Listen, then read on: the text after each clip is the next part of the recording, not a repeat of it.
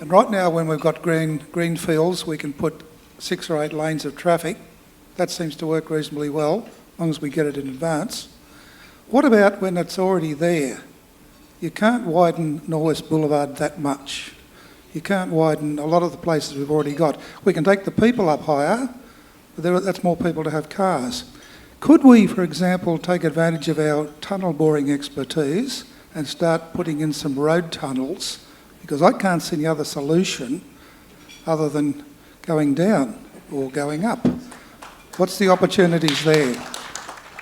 Mate, get out of your car and get on a metro train. There's your answer. I'm sorry, Andrew. No, I'm joking. I'm joking. I'm just joking. The Hills culturally has been a long time without public transport. Yeah. And I applaud all the good work, but you won't get them all, or you won't get enough of them out of the cars. The problem will not go away, no matter how many metros we build. In this area particularly, it's a culture. Yeah, no, it's great. It's a great point. I think first of all, and I'm sorry, I'm just going to quickly come back to that previous question about communications because print media is dying. And it's dying because everybody's getting their information so much more quickly through social media, be it Facebook, be it Twitter. And increasingly what we're seeing with the print media is that they're all running their own Facebook pages now and they're spitting out what we're saying at such a rate that nobody's actually able to even take it in. They've moved on to the next story. So that presents a very big challenge for the political leadership of the country and the state because, you know, to reinforce a message nowadays is near impossible. I mean, to reinforce a message into the human brain, you've got to repeat it and repeat it and repeat it and repeat it. So it's a big change, and I think also the very nature of the information flow. I mean, who's read the terms and conditions of Facebook, for instance? I mean, they own the pictures that you download on your Facebook page. Then they have the ability to use that information as they see fit as an organisation. No one's bothered to read. They just tick the accept box and away you go. So we're going to have some interesting times ahead in terms of what constitutes privacy and in terms of our communication flow and everything else. But we can use the social media to our advantage at the same time. And I think, coming back to Michelle's point, I'm aware of an app which has now been developed for local government that people can download and they can drive around their suburbs and every time they hit a pothole, the app is able to send a message back to local council and they'll put a works crew out to go and fix the pothole. So these are the types of things which are happening and it's really good. In terms of the road build, there's no doubt there's constraints and capacity constraints across the network. It wouldn't matter if it's Showground Road or where you were describing in terms of the business park. And this is where certainly the relationships between councils and state governments come into it.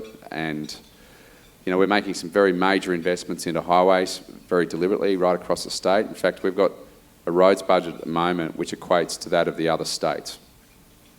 And it's a real challenge for us because we've got roads where people are being killed every day. We've got roads where there's those congestion constraints.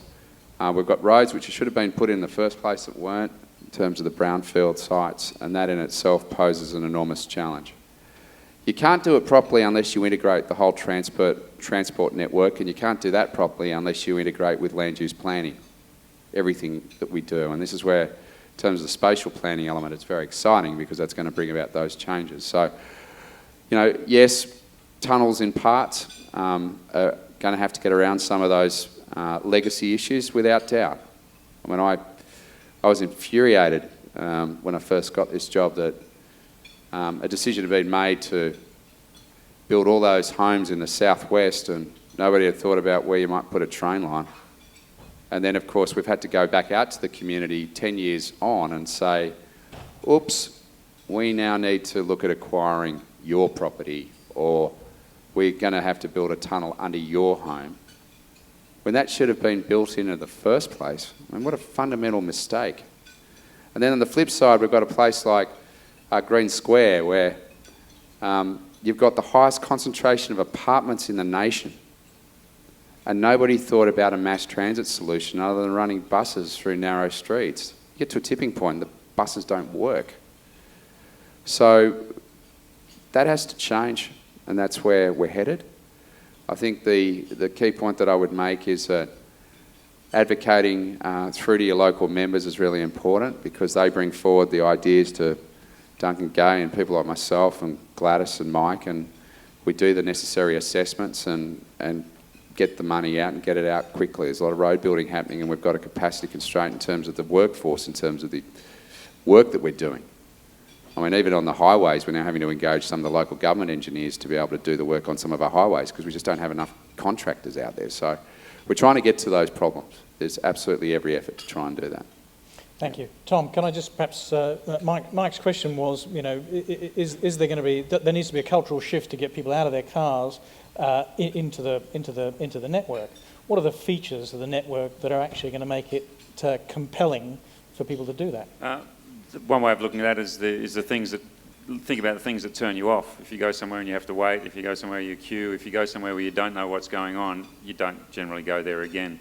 People want reliability, they want legibility, they want efficiency. So the big distinguishing features of a metro line are that it's, as Minister said, it's a turn up and go service, so you don't, the passengers, commuters don't need a timetable. You know, during the peak there'll be a train every 4 minutes out here in the Northwest. There's the systems that we're buying and bringing here to Sydney and bringing out here to the hills have the capacity to run trains more frequently than the 4 minutes that we're starting off at during the peak.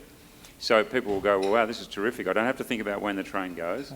I just turn up, and you know, probably if you do the maths, probably on average, you know, on a bad day, you're probably averaging a 2-minute wait. But some days you'll be delighted. You'll just go downstairs, and the train will just turn up as soon as you're there. They're comfortable environments. They're well lit. They're modern. They're contemporary. There's other things that you'll be able to do around them. So it's not like, oh, I'm going to catch the train. You're actually saying, oh, actually, I'm on my way to work and I'll drop in my dry cleaning, I'm going to get the paper there. I'm actually going to meet someone in the morning because I need to catch up with them. And then I don't need to think about how long that conversation is going to go for, because I just go down the escalators and there's going to be a train. I can get off that train and I can jump into QIC, and then I can pick up some other things and get back on the train and go to an apartment, maybe in Norwest, maybe in Kellyville, maybe in areas that currently, you know, are yet to be developed. So the big cultural change comes with the cultural change in terms of people and their behaviour comes from the technology change and the cultural change in the way the transport service is being provided. So if you think about it as a service more than just as a bit of kit, as a bit of train, you start realising that it will be transformative in the way people go about their day-to-day lives. But there still will be a preference for some people to drive cars, and there'll still be a need for people to drive cars, because their A to B will be different from the A to B that we might be servicing. But one thing, and it goes to, I think it touches a little bit on what Sue was asking before. One thing, I've worked in this area for about 25 odd years. One thing that distinguishes places like the people who live in the hills and people that live in Blacktown, the neighbours, and the Hawkesbury to a slightly lesser extent, is there is a genuine pioneering spirit about how you go about your business. It's kind of like, yes, we want the infrastructure, bring us the infrastructure, we want to take advantage of it, we want that sort of growth and we want that sort of change. Other parts of Sydney, you want to change the location of a bus stop, that's when you read about it in the press. You've got major outpourings of grief. This is the end of the world as we know it. This is drama, drama, drama.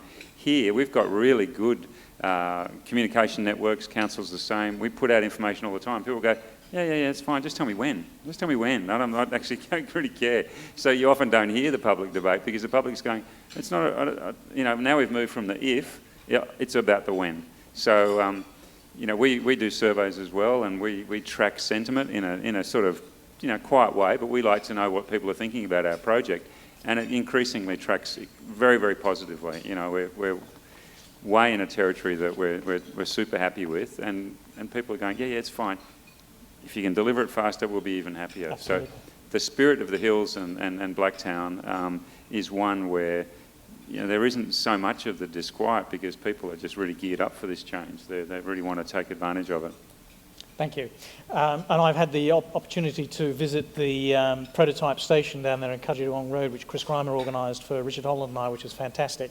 And Chris has assured me that we'll be able to organise some chamber visits there too. And it really is a phenomenal site to to see. Not only the fact it's a full operating station, the only thing it doesn't have is actually trains running underneath it, which is pretty cool. Mark McCrindle, Mayor Dr. Michelle Byrne, Tom Gelibrand, Minister Constance and Gary White, thank you very much indeed for spending your time and sharing your thoughts and expertise with the attendees here today. Thank you indeed. We'd love to invite you back again for another session maybe in 12 months' time.